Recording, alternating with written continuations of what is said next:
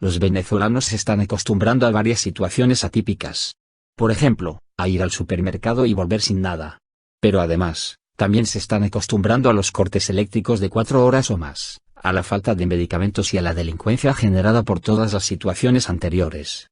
En resumen, los venezolanos se están acostumbrando a ver cómo la calidad de vida de una amplia mayoría está descendiendo a niveles alarmantes. Pese a que generalizar sería un error, la prolongada situación de desabastecimiento que sufre el país desde hace un largo tiempo está afectando a gran parte de la población, que ve cómo sus políticos se enfrascan en una guerra por la revocación del gobierno mientras las góndolas de los supermercados están vacías desde hace meses y el salario mínimo no cubre las necesidades básicas de una familia promedio. Ángel Arellano tiene 25 años y es venezolano. Vino a Uruguay a fines del año pasado para realizar un doctorado en Ciencias Políticas en la Universidad de la República, y pese a que ya hace más de 5 meses que vive en el país, la realidad de su tierra lo toca directamente todos los días. El venezolano de a pie, como le llamamos nosotros, está golpeado por todos lados. Todos los servicios son una calamidad, explica el joven, con una frase que, en cierto modo, resume la situación de su país. ¿Cómo explica Arellano? La sociedad venezolana ha recibido golpes desde todos los flancos, algunos de los cuales llevan ya largo tiempo gestándose. A la crisis de desabastecimiento se le suma una precaria situación energética, producto en parte del fenómeno del Niño, que azotó fuertemente el territorio caribeño este año, además de una crisis en el acceso a los medicamentos que remonta su origen al exilio de varios laboratorios años atrás. Debido a la complicada situación, el Parlamento venezolano, dominado por una coalición opositora denominada Mesa de la Unidad Democrática, MUD, declaró en febrero la emergencia nacional alimentaria, algo que dio inicio a varios enfrentamientos entre oficialistas y opositores. En resumen, el gobierno de Maduro acusa a la oposición y a grupos empresariales del país de generar una guerra económica que busca desestabilizar su mandato, mientras que para la oposición la raíz de la crisis y el desabastecimiento radica en la incompetencia gobernante del chavismo.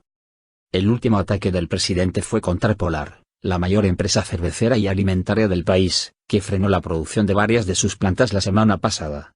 Aquel que pare una planta, una industria o una fábrica será castigado con la ley, declaró Maduro.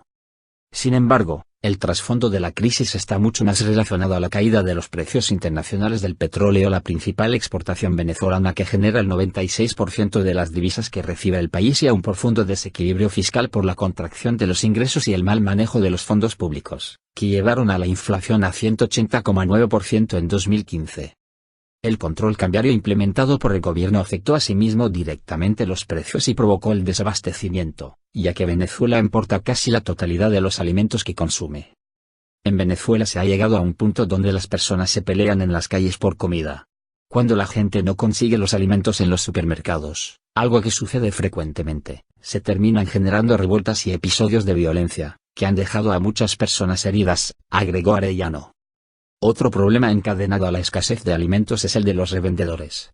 Según Alfonso Rodríguez, venezolano residente en Uruguay desde hace algunos meses, la reventa de alimentos a precios exorbitantes es una realidad cada vez más común, a la que muchas veces los venezolanos no pueden escapar.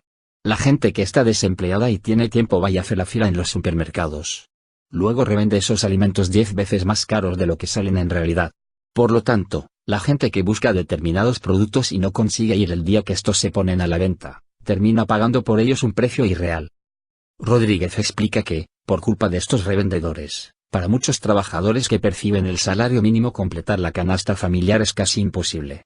Actualmente este gira en torno a los 15.000 bolívares, algo así como dólares americanos 40 por mes, luego de que Maduro decretara un aumento del 30% la semana pasada. Crisis sin remedio. Casi a la par de la precariedad de la situación alimenticia, los venezolanos también deben lidiar con la falta de elementos tan comunes como una aspirina para el dolor de cabeza o para bajar la fiebre. Los laboratorios y empresas médicas nacionales comenzaron a cerrar a inicios de la crisis del control cambiario, en 2012. Ese año también comenzaron a irse los laboratorios extranjeros, y poco a poco el país comenzó a entrar en un caos, al punto de que hoy en día hay un desabastecimiento del 90% de los medicamentos, algo que fue avalado no solo por la Federación Médica Venezolana sino por la Organización Mundial de la Salud, explica Arellano. Ante esta situación, los venezolanos han buscado otras alternativas para llegar a los medicamentos. A través de los grupos de WhatsApp, yo veo como mis amigos en Venezuela piden constantemente medicinas para sus hijos, o también se avisa cuando uno tiene un lote de ellos a punto de vencer y quiere donarlos, explica Rodríguez. Los hospitales también sufren de graves carencias en cuanto a la atención, dado que no tienen los ingresos necesarios para el mantenimiento de los equipos, por lo que muchos pacientes en estado crítico no pueden ser atendidos. Es incomprensible cómo en un país que donó $10 millones a un hospital en otro país, por la donación del gobierno venezolano al Hospital de Clínicas de Uruguay en 2011, no tiene pastillas para el dolor de cabeza o para la fiebre, concluye Arellano.